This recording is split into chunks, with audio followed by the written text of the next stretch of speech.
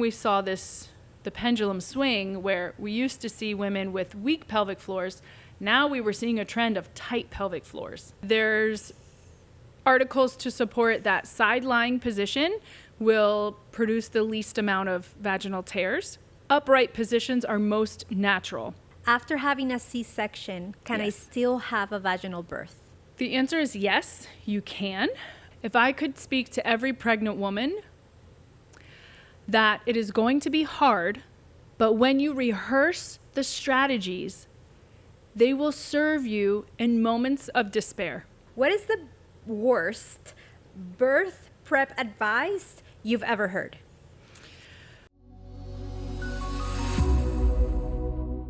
Welcome. We're so glad you're here. My name is Kat Vigo, and if you are a woman who's considering getting pregnant, are already pregnant, or have had any number of babies in your uterus, you're going to want to lean in.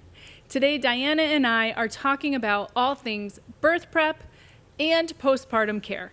Let us know if you have any questions, and we are so excited you're here.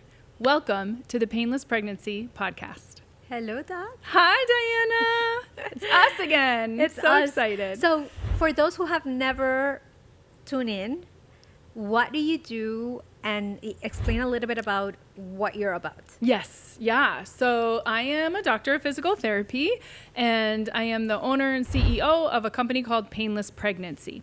So we are a group of doctors of physical therapy, and we all specialize in the pregnant and postpartum woman. And so we are all about partnering with women to help them not only have pain-free pregnancies, but to feel their best during that entire journey from conception through postpartum. Beautiful. Yeah. And I'm just a mom of 3. And we're Just- so excited that we get to share this with other women so that they can Right. feel powerful and beautiful and like enjoy their pregnancy as they're supposed to. Mm-hmm. And Yeah. today I have a few questions from some audience. Yes. So if you don't mind, because I don't remember them all by heart. So here it goes. We're going to talk about the things that nobody told us about Yeah. recovery and pregnancy. And here are a few questions. Are you ready? I'm ready. Let's do it. Okay, great. So one of the questions is, what is the worst birth prep advice you've ever heard? Ooh, that's a good question. I would say anything from you'll probably be fine with a pat on the back to women have been doing this for centuries. And then also any really hardcore specific advice on how she should push. Because we teach pushing strategies and different positions, always with the asterisk of you need to be in tune with your body and know where you feel comfortable positioning yourself and how you want to connect to your pelvic floor and to push. Awesome. This is another question, but this is one I have. Yes. Because I've seen like the actual way that we are positioned to birth babies doesn't seem the most natural. On our backs with the knees up? Yes. Yeah. So what is the most, like according to science and our body physiology, is there any change? I mean, I read the history of how we became, like, it was a king and they wanted to see the birth of their baby, and like that became the kind of the, at least that's the story I Interesting. read. Yeah. But I wonder if there's any specific best way to birth a baby, like physically, like. Right. Mechanically. Yeah. Yes. So I can tell you from the research that I've done, there's articles to support that side-lying position will produce the least amount of vaginal tears. And then I have also read that upright positions are most natural. So I believe this data came from other cultures where the medical community does not intervene in births as much. And for those cultures, they tend to birth in squatting, hands and knees, and kneeling. So anything where like the mom is more upright so that gravity is also helping. Wow. That's what I read too. Right, So it's more right. of like Yes. Yeah, absolutely. And being grounded. So like a low squat or kneeling, you're like closer to the earth. You just feel more centered and secure. Awesome. Right. Thank you for that. Yeah. Next question. What is one thing you wish every pregnant woman knew before going into labor? Yes. So I would say if I could speak to every pregnant woman, that it is going to be hard, but when you rehearse the strategies, they will serve you in moments of despair. Got it. Does that make sense? Yes. Okay.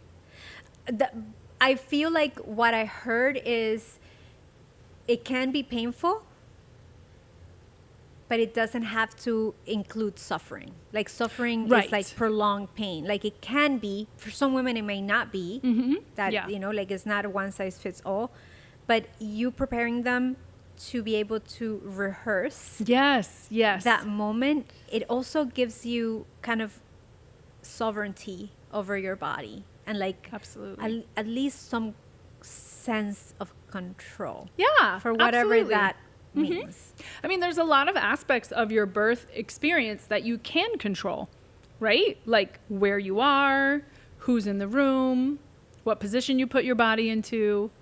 If you're choosing to do your breathing strategies or just letting the sensations carry you away, there are quite a few components that we can control. And then even just leading up to that, you can determine without a doubt if I am going to have a lot of muscle mass on my body, or if I'm going to be weaker, or if I'm going to have flexible hips, or if I'm going to allow myself to be tight. So all those components you can manipulate up until the actual event, right? I feel like the sad part is that not a lot of women know that they have those options. Right, right. Or to even connect the dots of like the depth of understanding of how important it is to have flexible hips before you go into labor, or to have a connection to your pelvic floor before you go into labor. Awesome. The next question I have is, after having a C-section, can I Yes. still have a vaginal birth? Oh, that's a great question. Yes. So the answer is yes, you can. It's considered a VBAC, vaginal birth after C-section. The physician would need to be in support of that. So specifically in the state of Florida, which is where I practice, so I'm familiar with those laws, that you would want to have a conversation with your physician ahead of time, and it would be determined based on the reason you had the C-section in the first place. Okay.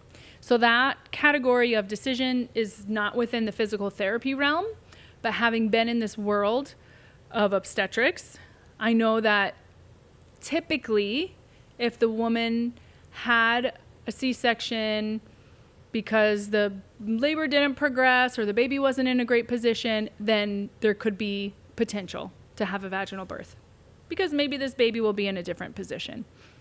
But if there's a medical reason or an issue with the cervix, then sometimes they will say the reason remains and a vaginal delivery would not be recommended. Got it. Awesome. Next question. This is like back to back. What is one thing a woman can start doing today that will make her labor easy? Or easier? Yeah, I would say easier. If a woman today can start training her body to relax in the presence of discomfort. So honestly, Diana, I would say something as simple as being in traffic and you're frustrated at the situation.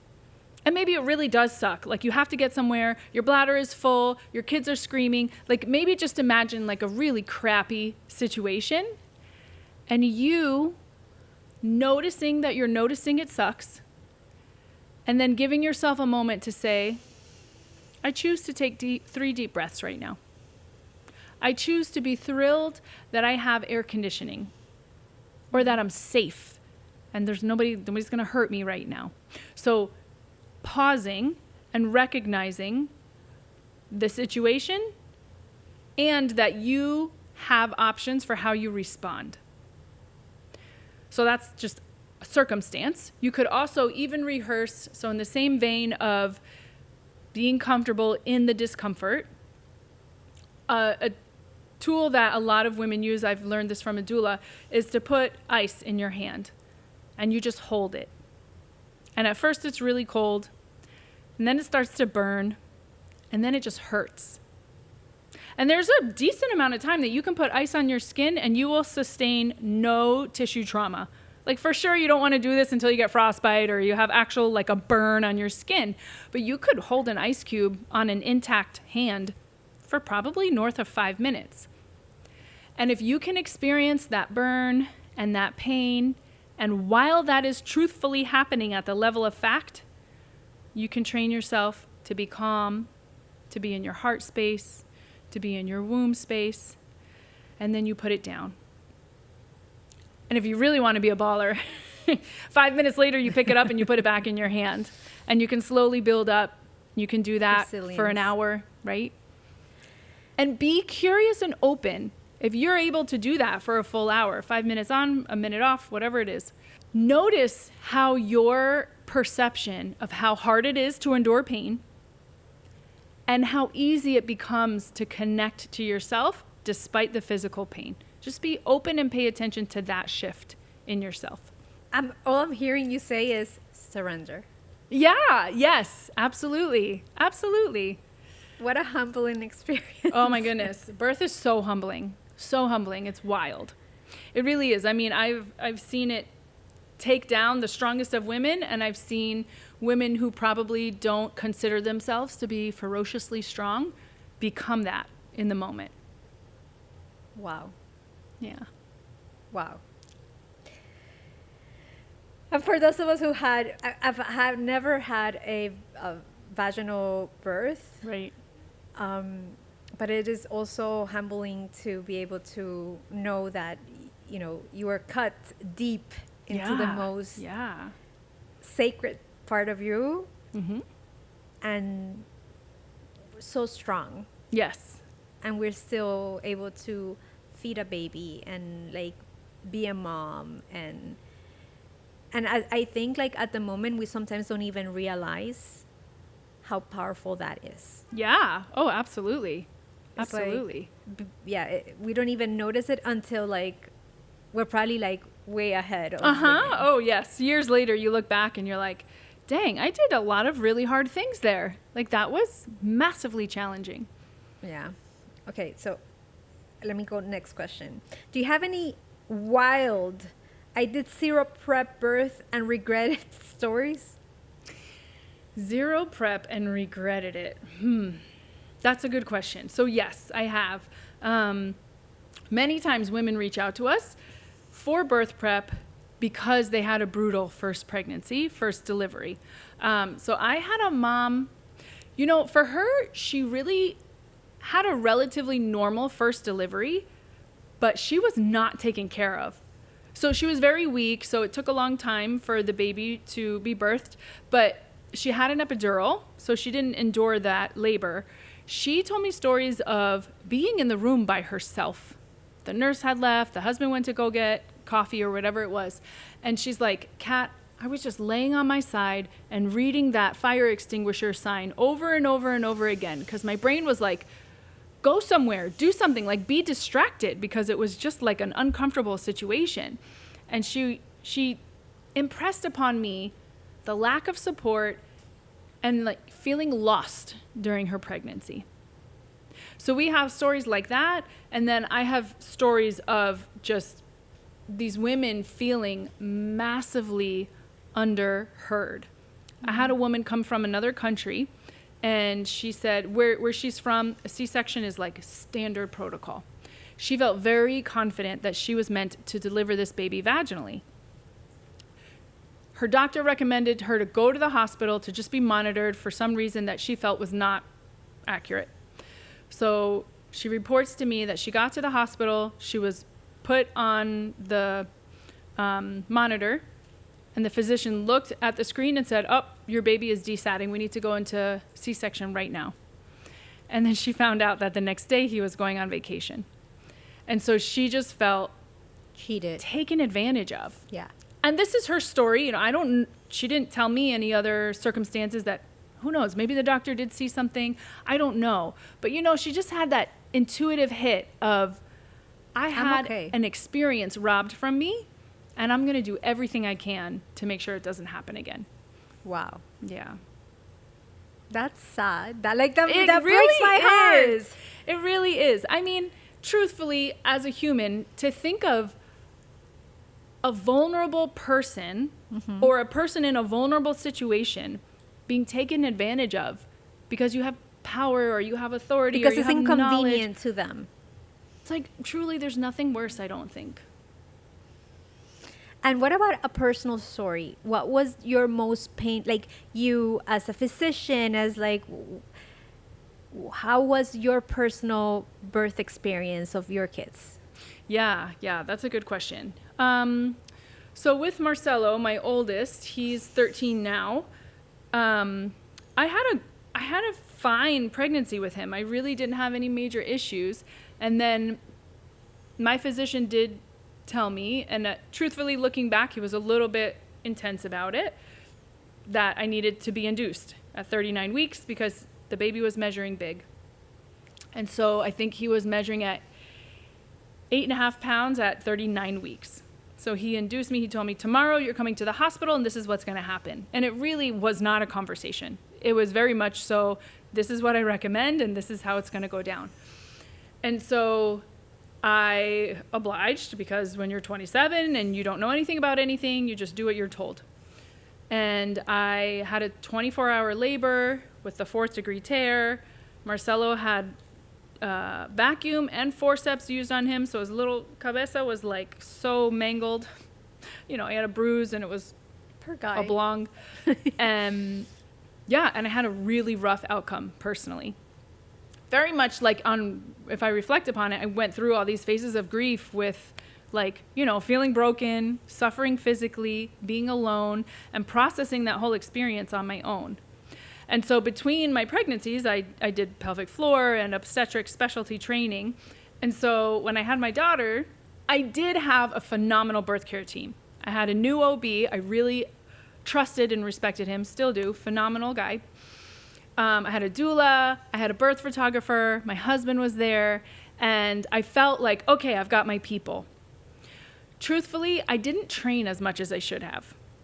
And I know mentally I was not in a strong place. I had not flexed that muscle of my mental rehearsal or staying in my body or feeling centered when the world was going crazy. And I left my body at one point. I just felt like the pain was too much. And I was asking for an epidural, and it really was too late. I mean, she was born shortly after that. And that would be I don't really care to use the term regret, but I would, if I could go back to me before I gave birth, I'd be like, honey, you deserve to spend 30 minutes a week just studying some kind of hypnotherapy or doing a meditative practice. Strengthen that muscle.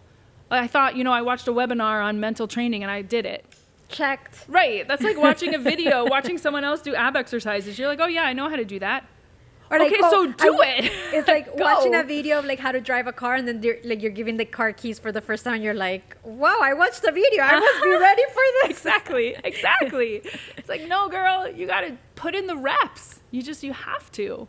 Oh God. So yeah, that's what I would say for my second birth. I was really so loved and supported, and just me internally.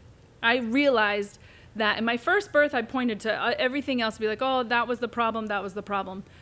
Really, everything I needed to have the experience that I need was within me for both. It's just I realized it the second time around when the external was all good. Then it was like, oh no. T-Swift in the house. I'm the problem. It's me. Oh, wow. Yeah. What an accountability moment for yourself. Right? It's so much easier to be like, that was wrong and that was wrong. I know. Yeah. And then when the time comes where you check this, check that, and then the one thing you forgot to check was here. Yeah. Doing the work. Me doing the work. How has that helped you become a better physician for your people? So physical therapist. Yes. Well, a physical therapist, Yes. I'm sorry. Yeah, that's okay. I would say being grounded enough to encourage these girls to continue. Like being the space holder for consistency. And when you're going in that third week, fourth month, and they're like, oh, I feel this and that, and I'm over here, or maybe my strength is not where it should be, or my mental capacity. And I just listen, and I nod, and I tell them, you're exactly where you should be. Like, yeah, you should. Like, the road is bumpy, but your trajectory is in the right direction. Just keep going. Keep showing up. Rehearse. And rehearse again. If there's nothing neurologically impaired, you will learn. You just need to put in the reps. Wow. Sounds easy. I know. It sounds it's easy. definitely not easy. But okay.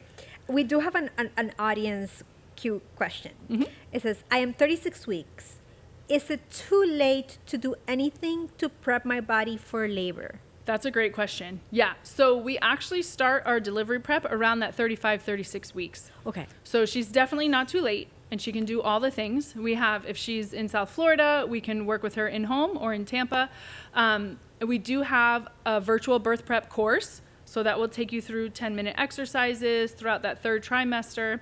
It also takes you through the perineal stretching, so different massage techniques that you can do for the pelvic floor.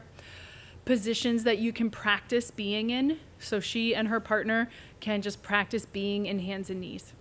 And he can be pressing on her hips. They can practice standing and dancing, slow dancing, like 6th grade style, where you're just literally like hugging and swaying. That's a good one for during labor. But yeah, she's actually in the perfect place to begin practicing. Beautiful. So for those of you who can see the screen or check out the comments below for a link to Yes. that. Okay, beautiful. Next question. Does my posture actually make a difference in labor?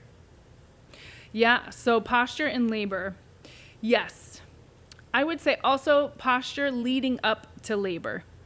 So the more frequently you can have your rib cage pointing over your pelvis.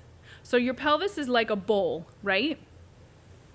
So your pelvis is a bowl shape, right? Like you can actually see the bowl here.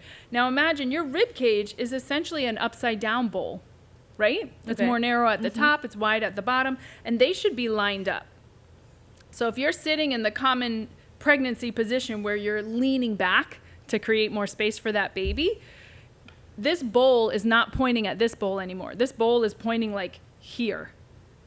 So we do rib cage mobilizations to make sure that not only these guys are pointing at each other, so your chest is over your pelvis versus behind or in front, but that your rib cage can expand with each breath so that your postural muscles are primed to push efficiently. You're lined up so that the baby's path is smooth and the pressure coordination flows. Okay. So Does that make sense? it does make a difference. Does make a difference, big time. Yep. So let's move forward for some questions about postpartum recovery, because we did get a lot of emails from people who were interested. And for those of you who would like to send your questions, where can they do that? Yes. So they can send it to support@painless-pregnancy.com. Okay, beautiful. So for those who gave us their questions, here are some questions. Why do some cultures treat postpartum recovery so differently? And can you give some examples? Yeah, absolutely. So the culture that I'm most familiar with is American. And we know here that traditionally there's no standard of care for postpartum support around a woman. So what we expect right now is that if you've had a C-section, you'll get a 2-week visit, and then all moms usually get a 6-week postpartum visit with their physician or midwife. The standard protocol, from what I understand, I don't do those visits, from what I understand is to assess the mom's vitals, ask her how she's doing overall, and then offer options for birth control. Did you experience something similar? I think so. I don't remember. Right? Yeah. I don't even remember I'm sure I went in after the delivery to make sure that, my my stitches Scar was or healing. were fine. But I think that was it. Yeah. I've heard all kinds of things. I've heard of amazing comprehensive postpartum visits, and I've heard of like 7 minutes literally writing you a prescription for birth control and making sure that your blood pressure was okay. Yeah. So I've heard the gamut. And how is it different from other cultures? What have you heard? Yes. So from what I understand, some European cultures, they do postpartum pelvic floor therapy as standard. So at that 6-week visit, they'll get a prescription for physical therapy and do that whether they, quote, need it or not. Like they all get recommended to that. So I'm familiar. And then the other Hispanic cultures that have La Cuarenta, where... Cuarentena. Cuarentena? Yeah. Beautiful. So for the 40 days, 40, yeah. Yeah, you're surrounded by family. All of your needs should be met. Chores, cooking, they take care of you. They're there to, from what I understand, and you might be able to speak to this better, like even from a mom perspective, help you clean the baby, help you understand how to feed them or soothe them or manage any of those tremendously stressful situations on the front end. Yeah. Latinas or Latin culture is very much, well, I'm Colombian, so we're big into fajas. So like body shapers that are like to get you back into shape. So I subscribe to automatically after birth. And then definitely my mom would be like, you cannot go outside in 40 days. You have to stay in, like, and they take care of food. My mom, God bless her soul, she would definitely help us with the baby, making sure that the baby is taken care of. But then you also have other babies that need help, like my older kids. So yeah, thank God for moms. Yeah. I had 2 very different experiences personally. With Marcelo, my first, both my parents and my in-laws were still working full time. So it was my first kid. I had that 4th degree tear, and I had no idea what I was doing. And I did it largely by myself. I mean, my mother-in-law's amazing, and she would come after work quite frequently. She might have even taken some time off right away, but it was like maybe a few days or the first week. And my mom came down to visit, but very short amount of time. Like her and my dad were still working. And that was really lonely and for sure depressing. And honestly, with my second, I did have some tears, so I was probably physically more uncomfortable with my second, even though it wasn't as structurally traumatic. I was older. I was almost 7 years older. I did not take care of myself during that pregnancy, whereas the first one I was working out the whole time. I didn't have anything else to do. But the second time I had a kid and I was starting a company. But man, was I supported. My husband was home more. My mom came for a month, and my mother-in-law retired after we had our second. She's been helping us tremendously ever since. Yeah. Like literally everything I have in my life, I would not have today if it weren't for her. Wow. And so almost after that experience, I was like, well, damn. Like I would have had more kids if I knew that I could have this support, you know? That is so cool. Part of the drama and the stress is being alone. Yeah. Like that, just sitting at the table and having tea with my mom every morning while Mariela took a nap. It was like a dream. I could have done that forever. And I do have to give credit to my husband. God bless his soul. Like he was the most supportive guy throughout the whole thing. He holds space for me during like all of the nasty parts. Yeah. I remember in my 3rd pregnancy, I was so sleep deprived at the hospital because they come in every freaking 3 minutes and like it's like, dude, like let me be. Yeah.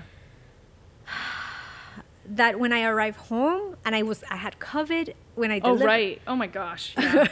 Awful. And that I remember when I arrived home, I had not sleep. I was sleep deprived. My mind was not in the right space. Like, and my mind was like playing games on me. And I was like having like this mini panic attack. And I mentioned to him, I'm like, I'm not right in my head. Like, I need some space. And he was just so wonderful. like to hold space in that moment. Because at that moment I felt like if I tell him, he's going to think that I'm crazy, that I'm not a good mom. But to be able to be so vulnerable and feel supported is like the biggest blessing to have. So like having the right partner also helps a lot. Oh my goodness. So, mad props. Yes. Yeah. That's huge. To my husband. So God bless his soul. Yeah. Anyways, coming back to conversation. We do, though. We get to the end of ourselves. Oh, I God. remember having thoughts like, why would anyone want to be nice to me right now? Look at me. I'm bloated. I'm annoying. I'm grouchy. Yeah. Nothing about me is pretty or glamorous. Right now, yeah. Right now in this moment, no. Yeah, it's a rough, like mentally, physically, emotionally. Yeah. I was a mess. A mess. And it's like, I feel like maybe some men or women can relate, but I feel like sometimes men are given this task of feeling like they're supposed to be the superhero in every moment. Yeah.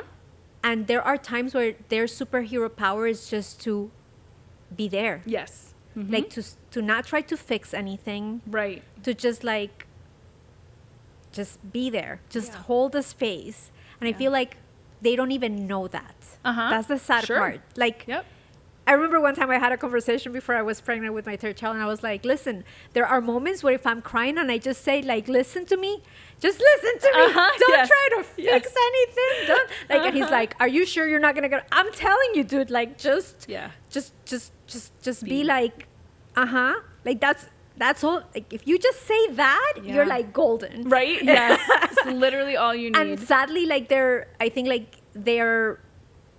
they believe that they gotta fix everything. Sure. Yeah. Absolutely. And it's like, you don't need to fix anything. This is just a moment of.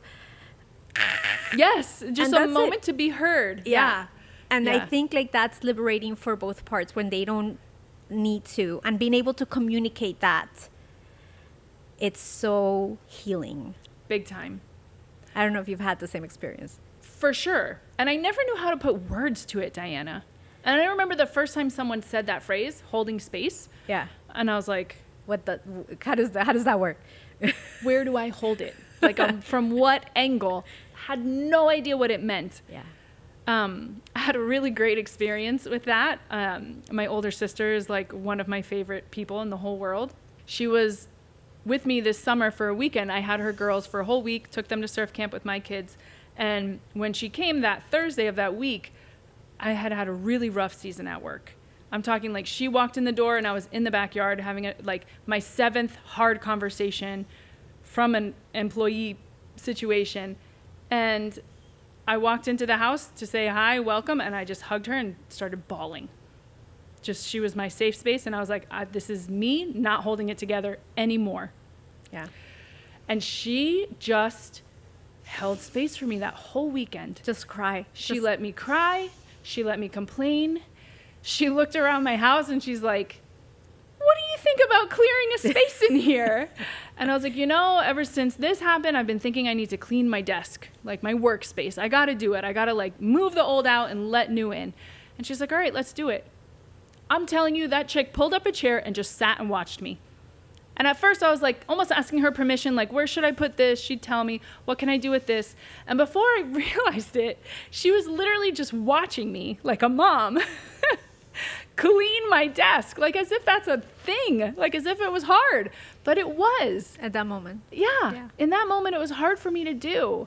And so I think about her often when I'm sitting at a bedside of a woman who just wants me to be the listening ear about how the baby woke up at 1 and then they woke up at 2. But that feed took 45 minutes. So by the time she finished and changed the baby, they actually wanted to eat again. And I'm just listening. Maybe I'm rubbing her shoulders or pulling on an arm.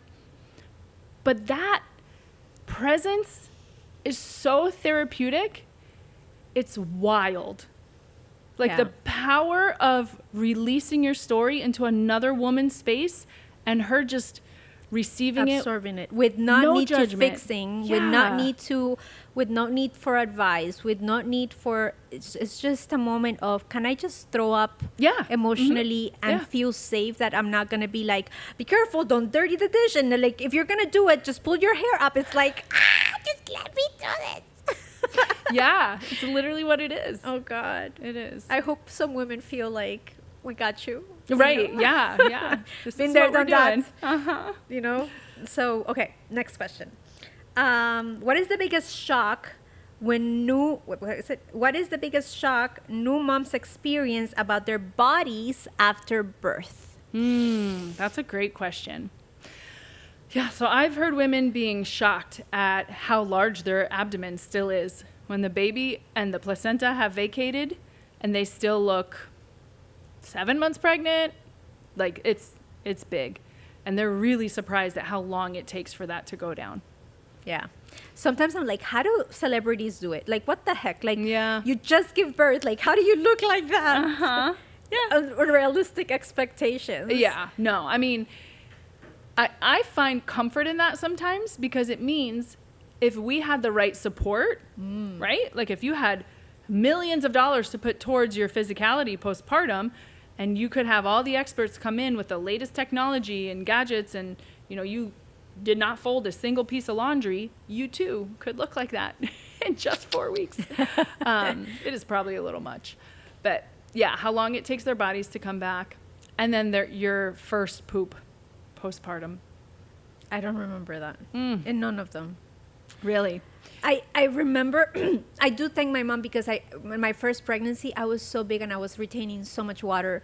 And I remember her, she waited until after I gave birth. And she said, it can take your body about a year to go back. So be patient with your body. And I didn't know that I needed to hear that, because it can feel draining. Like, okay, I had a baby, it's 2 months. Why do I look like this? Or it's 3 months. And like, to give myself the grace of hearing her say, it can take a year. Yeah. Just be patient, be loving, and like, this is another phase. And like, you're right where you should be.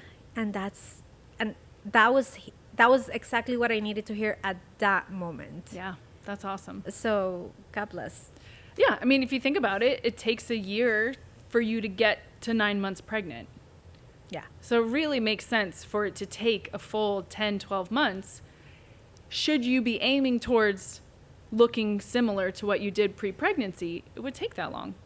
And at the same time, the other part that I think is important is that not everybody's body is the same. Yeah, And absolutely. not every pregnancy is the same. My first pregnancy it took me a year to, like, I was still not in my body. And then I was like, oh my God, what's happening? Yeah. But then my second pregnancy, like, I was back in my body, like, 2 months after. I was like perfectly fine. So to know that it's not perfect, it's not like exact science, even in your own body. Yeah. It can be different. Did you experience something similar? I do think I recovered quicker with the first, again, probably because I was younger. I was in a more fit state during that pregnancy. And with my daughter, I actually had a lot of pelvic pain with Mariela. Really? Yeah. And I would almost like experiment with it. Oh, okay, it hurts when I put my left foot down. Stabbing pain in my left pubic bone. I wonder if I tighten up my glute when I put my right leg down. So I would always try all these little things. Also, I truthfully just didn't get the help I needed. And I was surrounded by the best experts in obstetric physical therapy, right? That was my team. Excuse me. And had I asked them for help, they would have been there in a heartbeat. Yeah. I just didn't take the time to do it. You were trying to be a super, Yeah. you were trying to, one of my coaches says something like, you're not superwoman, you are a superwoman. And that little A there makes a Yeah. huge difference. Of course, because then you can call on other super women to come fly next to you. And it makes For it so much crying out easier. loud. You don't have to make it. You're not responsible for making everything happen. Right. Yes. So Yeah. allowing the support. Okay. Next question. This is like, this should be like 5 seconds, like Are you rapid fire? rapid fire. Let's talk about 6-week checkup. Why are we waiting this long to even think about recovery? Yeah, that's a good question. So from my understanding, the 6 weeks is a mark where the cervix should be closed and the uterus should be an appropriate size again. So those are some of the things that the physician will look at, or the midwife, when you go back at the 6 weeks. The idea that recovery starts then likely stems from, one, knowing that it's reasonable to say that you shouldn't jump back to exercise or any kind of fitness routine right away. So what's not right away? What's the appropriate amount of time? From a musculoskeletal point of view, that 6 to 8 week mark is a common one for sprains, strains, bone breaking. So it's a common healing marker. The concern with doing nothing for 6 weeks and then being told you're cleared to do whatever is a similar concern like we talked about with the first trimester to the second trimester. If you do nothing for 6 weeks and you're really thinking, oh, I better rest or else I'll hurt myself. And then at 6 weeks, you're like, I'm cleared. Here we go. Pilates, CrossFit. I'm going to run 2 miles and see how I feel. Then we haven't taken those first 5-6 steps to bridge the gap from where you are after resting, because you can lose up to 10%, 12% of your muscle mass in 1 week of bed rest. So if you go 6 weeks of bed rest or minimal activity, and then you jump into high level activity, you are creating a perfect environment for sprains, strains, pelvic floor issues, incontinence, prolapse. All of those categories will shoot way up if you don't know to respect that bridge. Mm-hmm. And that bridge is rehab. That's us. That's who we are. That's what we do. We break down the steps from where you're at to where you want to be. So what would you do differently? What would be the advice of if you would have it your way as a physical therapist to be okay, women, after birth, this is the plan. Obviously, I'm sure you're going to be it depends, give me the attorney answer. But in I general. can neither claim nor deny. Yes. Disclaimer, and 20 million little words. Okay. I have not assessed your body, so I don't really know. Yeah. But in general, what would you say would be an ideal, after birth plan? Yeah. Considering. I mean, ideal would be to see an expert physical therapist within the first 2 weeks. Get your body assessed from head to toe. Are your pelvic bones aligned? How's your spine doing? How are your soft tissues? And we don't strain the system, so no heavy weights, no high reps, but you can absolutely perform things that look and sound like exercise before that 6 weeks. I mean, even just engaging your core, contracting your pelvic floor, stretching your legs, treating your neck, your upper back, your arms, because you're just so holding, feeding, walking, burping. I mean, we don't get rest in that first 6 weeks. So to treat those tissues and help them come out of the chronic patterns and slowly transition into more alignment, more connection, more strength, that's really all you need. It's nothing massively groundbreaking. It's really just staying connected to your muscles at the level they can tolerate progressively. Beautiful. What is an ideal time dedicated to physical therapy that is optimal for a woman in postpartum?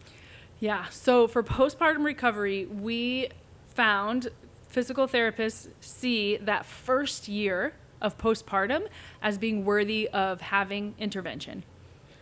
What is the appropriate time per session or what? Yep. So even from there, so we usually work with patients for a full hour, one-on-one. Wow.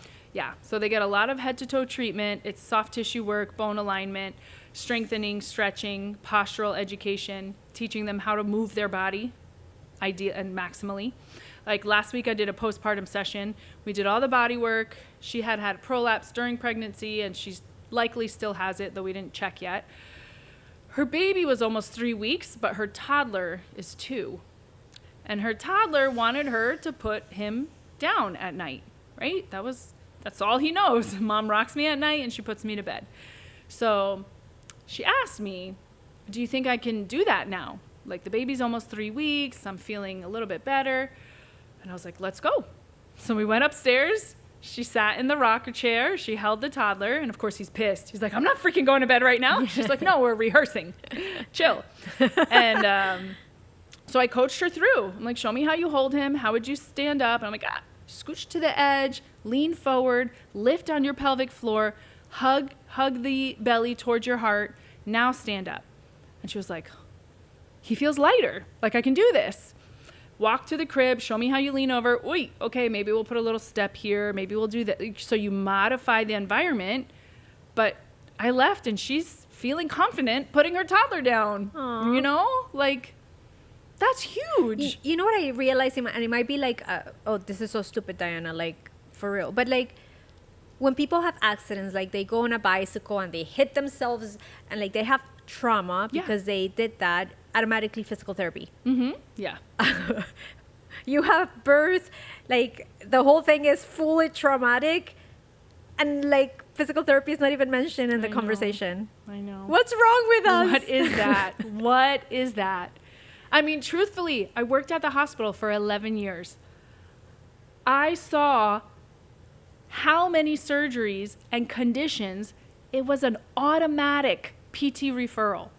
Automatic. You had your knee replaced, hip replaced, a stroke, a heart attack. They're just like, you had a change in your body. Even if a patient went into the hospital because they had pneumonia and they were so sick. But if they recovered from pneumonia while in the hospital, before they could leave, the social worker would screen them and say, oh, you can't safely get to the bathroom from your bed because you're so weak. Physical therapy. But you have a baby, like you tear down like I don't know how many things, like oh no, go home, you'll be fine. Women have been doing this for centuries. Like, they weren't even being screened.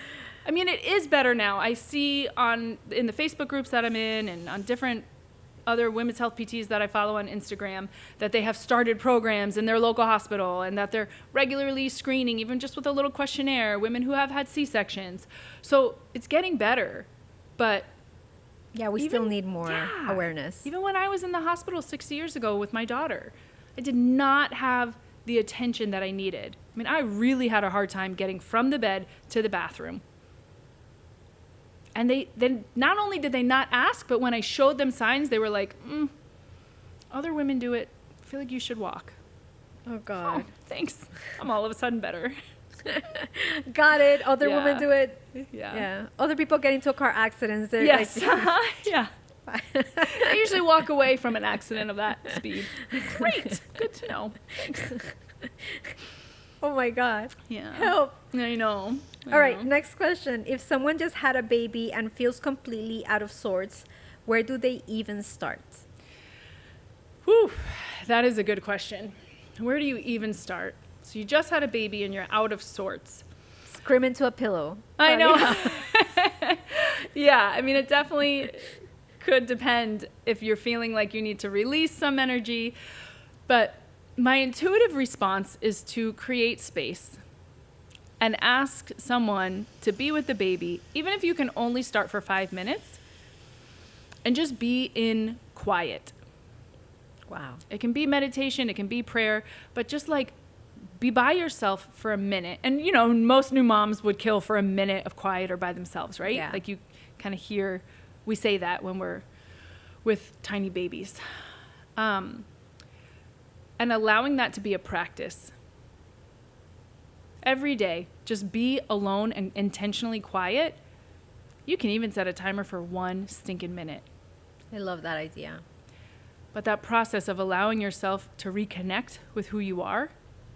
And then even what I find when I am good about my meditative and my prayer practices is that when I'm in a stressful situation, you know, like I'm driving and the one kid wants a certain song and the other kid is like, Mom, what's 47 plus 32? And you're like, oh my gosh, just like, I need to go to the bathroom. Stop. Right. And you're internally like, oh, I don't pee myself.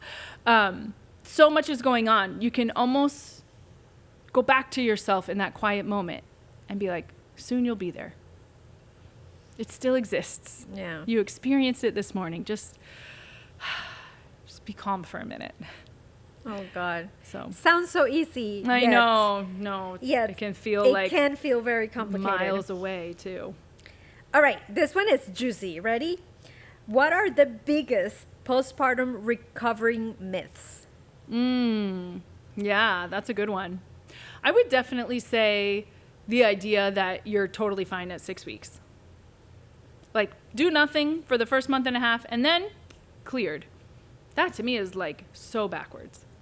The other thing is that you should be doing 100 Kegels a day. Say more about that. Oh, man. It was, I don't know that I've heard that very recently, but there were years and years where I would have women, they would either come to us from, just trying to self-treat, like Googling and Instagramming their treatment plan, or they would have seen another pelvic floor therapist or taken a program online. They had this impression that they needed to be doing a massive volume of pelvic floor contractions. And so one, those muscles are postural. So you're using your pelvic floor muscles when you go from sit to stand, while you're standing, when you're walking. So they should not be trained at that pace. The other thing is then we saw the pendulum swing where we used to see women with weak pelvic floors. Now we were seeing a trend of tight pelvic floors. And it could have been a result of this advice getting all over where women were thinking, I have to do 100 Kegels a day just to stay ahead of the game. And for those women who don't know, because a lot of women know, but some of them don't know, what are Kegels and what is that? Yep. So that's named after the gentleman who founded the pelvic floor contraction. He's known for studying that group of muscles and coining the lift or the contraction of your pelvic floor. And is that done with, is there any instruments used? Is it how does that work? Yeah. So largely speaking, it is just a squeeze of the muscle. So there's no instruments, there's no gadgets needed. Are you familiar with the term glute squeeze? Like just squeezing your butt cheeks together? Or like if you bite your teeth down, that's just a contraction of your masseter muscle on either side of your jaw. So a pelvic floor contraction or a Kegel is just connecting to that space down there, squeezing it. I had a misconception that had something to do with those little eggs that they train women. I don't know, I've seen some women talk about getting that muscles trained, and they use something like an egg that looks like an egg, and they use it in their pelvic floor to kind of squeeze and release. I had a total misconception about it. I thought that's what it meant. So you absolutely can. I've heard them called yoni eggs. Yeah. Those are the ones. Yeah. So you can use tools. So there can be the egg, there's vaginal weights, dilators, though you normally don't use those for strengthening per se. I have on occasion. But if you go through phases of just doing the squeeze, it'd be like doing active range of motion of your arm. You can get tired after you do 10 of these, and then maybe you can do 30 a day. Eventually, you're going to need to put a weight to really take yourself to the next level. And what happens if it's too tightened? Because you went through that, and then I interrupted you. Yeah. So we would get women with tight pelvic floors. Tight pelvic floors can cause leaking. It can cause pain with intercourse, poor pressure management. You can actually have worsening prolapse if your pelvic floor becomes too tight. So it really is just because there's an imbalance of your muscles. Okay. Muscles should have a certain amount of length, so I can bend my elbow this far and straighten my elbow this far because my bicep has appropriate length. But if you fracture your humerus and say you're stuck in a cast for 6 to 8 weeks, you take that cast off, I'm going to be able to move my arm like this far. Because it's limited tight. range. Yeah. You hold a joint like this, the capsule is going to tighten, the muscle's going to tighten, everything's going to accommodate because you're only telling it I need to move like this. So when you do too many pelvic floor contractions, or if you don't have great posture, like if you tuck your butt under, so if you sit on your tailbone or if in standing you kind of slouch back, you can shorten your pelvic floor. It literally is just, if your tailbone and your pubic bone are closer to each other than they should be, you will get a tight pelvic floor. You're creating the environment for a shortened muscle group. I see it visually when I compare it to my shoulders. So if you have a tight pelvic floor and I say, go ahead, contract, you're like, I don't know, am I contracting? Whereas when we go in there and we do the bone work and the soft tissue work and we lengthen all that space, then we say, okay, go ahead and squeeze my finger. And they go, whoom. And their eyes open up big. They're like, whoa, I did it. You're like, yes, because your muscles need a certain amount of range, distance for the actin and myosin fiber. They have to overlap and then shorten, and that's a muscle contraction. So if they're already overlapping so much and you try to contract, they're like, I don't go anywhere. Same as if they're too long, they won't overlap and shorten. So yeah, tight pelvic floor can be a problem. And it's like a little more visually understandable why a tight pelvic floor would lead to pain with intercourse, because we need to dilate and relax to allow penetration. Wow. And so if we're tight, it's not going to go in. Oh my God. So of course they're going to have pain. Yeah, it can be painful and it can just feel tight and be unsuccessful. Does that make sense? No. Okay. So having a tight pelvic floor. So if this first layer, this sphincteric muscle, it's a circular muscle, needs to relax and expand to allow for penetration. I mean, I'm talking even to put a tampon in, it has to have a certain amount of space here, right? So just physically, you can imagine that tampon, let's say, cannot go in through the hole if the hole is too small. Got it. The tampon is bigger than the hole, not successful. So we have control over how big this space is. The muscles are under voluntary control. They will also respond to involuntary things like poor safety, or if you need to run, it will tighten up. You know, people are called like, oh, you're a tight ass, right? Like you have this tendency to kind of clench. So if this space is tight, an erect penis cannot come in. If we can connect to that space, breathe to it, so like you can actually place your hand on your outer genitalia. You should feel it soften and expand into your hands a little bit on inhale. You can also do mental imagery, like it's opening like a flower or melting into your hand.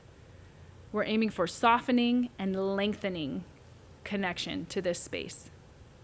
You could, on your own, go from a tight pelvic floor to a relaxed, open pelvic floor. If you don't, you might need a physical therapist to go in there and help you. Wow. Move the bones, release the soft tissue, stretch your hips. Like the hip, this is your hip joint, and that's a hip muscle, and this is your pelvic floor. Like they are so intimately connected. So this is where the conversation of physical therapy can definitely help if you have pain during intercourse. So you don't even have to be pregnant. You don't even have to have had kids. This is just like for having kids, you can definitely take advantage of this. Right. Absolutely. Yeah. And it's so sneaky because pain you'll usually talk to your doctor about, but if you're just tight and you can't have sex and it feels like he's hitting a wall, you might not know that, like, oh, is this a medical thing? Like, what's happening here? So when it's silent but still unsuccessful, that has been confusing for some of our patients. Oh God. So yeah, that feels. And automatically, you know what I connected to, and I know this is connected and not connected, but if even hurts to feel for women who are raped. Oh, yeah. Like, can you imagine? How that could be so, not only emotionally painful, but physically just, ugh. Yeah, absolutely.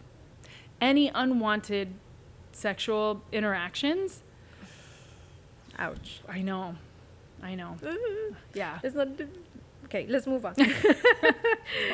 Next question. I just had my baby and I feel like that my insides are falling out.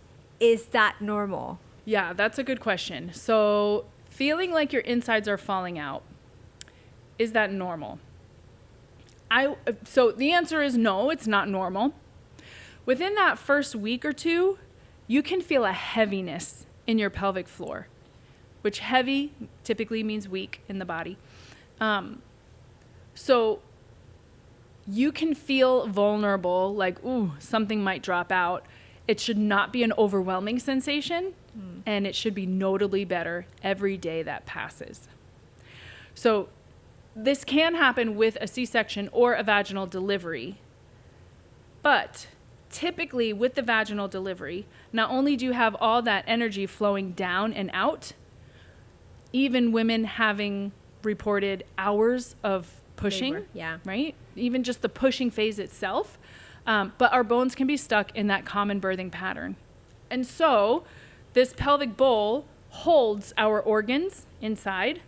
And if we are in the open birthing pattern where the sit bones are apart and the tailbone's open, then any pressure in here is not going to be supported by that hammock.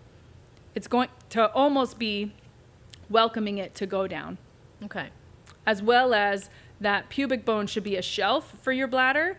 And if you're in a butt tucked position, it's more like a slide. If somebody needs help with this, what can they expect? And who do they talk first? Do they talk to their physician? Do they go directly to you? Yeah, that's a great question. So you can come directly to us. We're in the state of Florida and we have direct access for the first 30 days. Then we send paperwork to the doctor and they sign off on our plan of care. Typically, if it's a new sensation, like you've never had this feeling of heaviness down there, we always want you to see your physician. Like that is never a wrong first step. It's just, say your doctor can't be seen for like another month or so. Got it. We don't want you to wait that long. Like we can do physical therapy with you and communicate directly to the physician as well and be like, this is what we found. This is what we're going to do. I love that. So next question. How do I prevent peeing myself every time I sneeze? Yeah, that's hard. So sneezing is one of the highest intra-abdominal pressure activities we can engage in. Sneezing is really hard. That and, women who have had chronic coughs. Oh my goodness, if you've had a cough for like more than a few weeks, your pelvic floor is just like, nope. I'm not doing any work. Not going to support you any longer. Tell me when you feel better. So yes, what can you do? You know what's funny? Crossing your legs actually does structurally help. You had 3 girls. Remember when they had to do pee-pee? Probably your 2-year-old. Yes, and they don't want to go. They're just like, no, I don't have to go. And they would cross their legs or even put their little hand there and wiggle. That does bring down the sensation, the urge to urinate. So that physical pressure will hold it in. It will calm the urge. Like you even feel less like you have to pee. Got it. Yes, seeing a physical therapist will help tremendously. And knowing that there's 2 phases that are important for the pelvic floor, relaxing it and then strengthening it.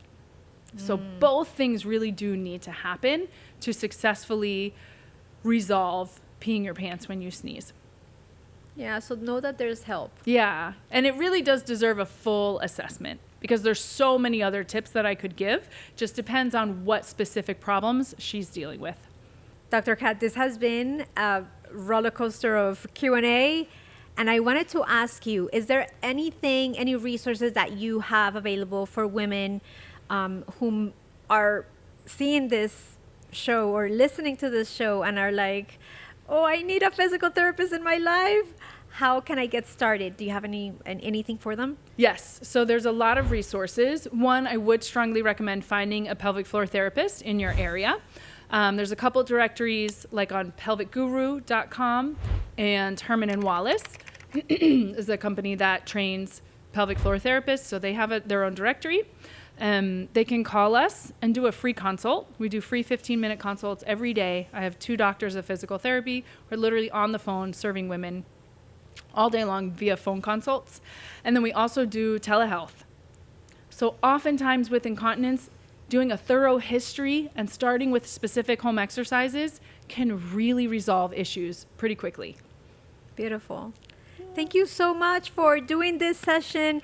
All these women that send their questions in, please remember to comment. If you have any questions, anything at all, please tag a friend that you know may need this information. What are other physicians that refer business to you? Give us a list. Yes. So if you're an OBGYN, a midwife, a lactation consultant, a birth worker of any kind, a doula, a sleep trainer, anyone who works with pregnant or postpartum women, maybe share this episode. And I really hope it helps. Yay. Thank you so much, and see you in the next one. Take the next step towards a pain-free pregnancy. Schedule your free 15-minute consult at painlesspregnancy.com. Like, share, and subscribe for more empowering episodes.